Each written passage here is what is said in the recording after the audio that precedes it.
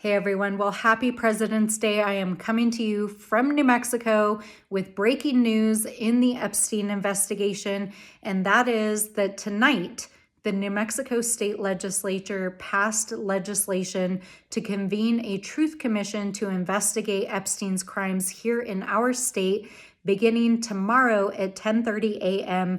in our state capitol.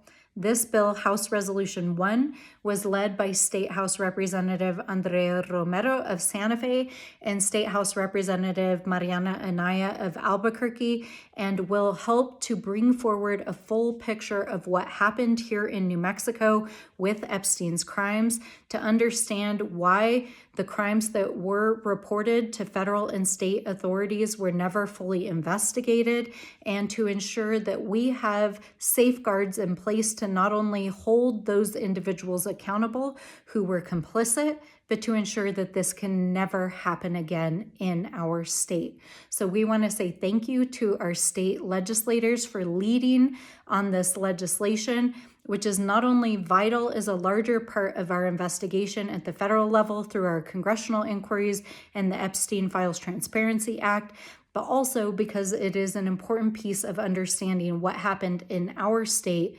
including at Zorro Ranch.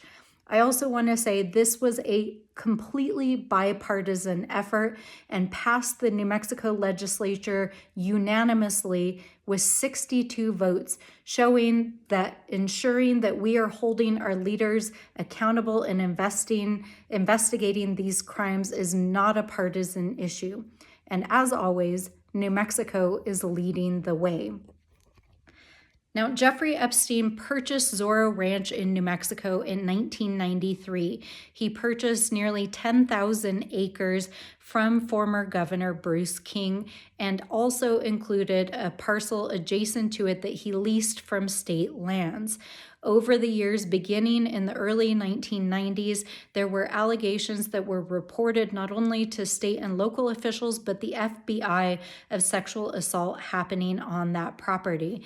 And what we do not fully understand at this time is why those crimes were never fully investigated, who knew about them, who was complicit in them, and ultimately why nobody was ever held accountable.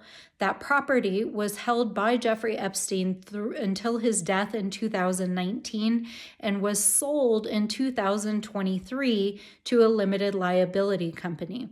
Now, what is particularly interesting is over the last several days, there has been new breaking news that the Santa Fe New Mexican broke of who purchased that property just 2 years ago.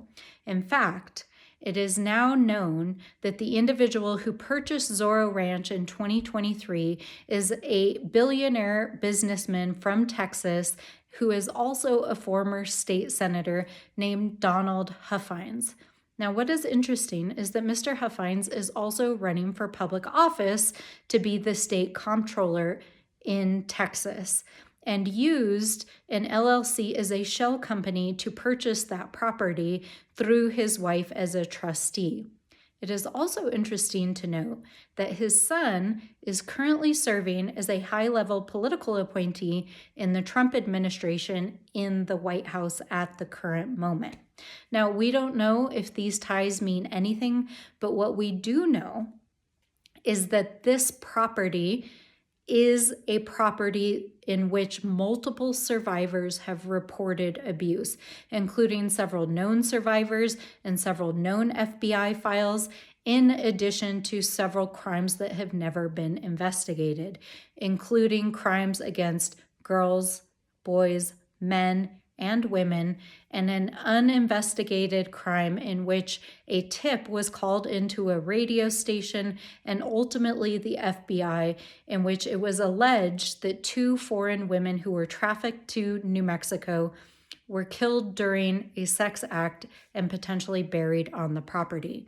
Our state land commissioner, Stephanie Garcia Richards, has called for a full investigation, and the New Mexico Attorney General has requested all of the FBI and federal files to begin investigating these crimes. But we want to know what happened on this ranch, why these crimes were never investigated, and to ensure that we have in place the laws, the policies, and the accountability to ensure that nothing like this can ever happen again in our state. So I want to say thank you to all of our state leaders who are leading the way once again here in New Mexico.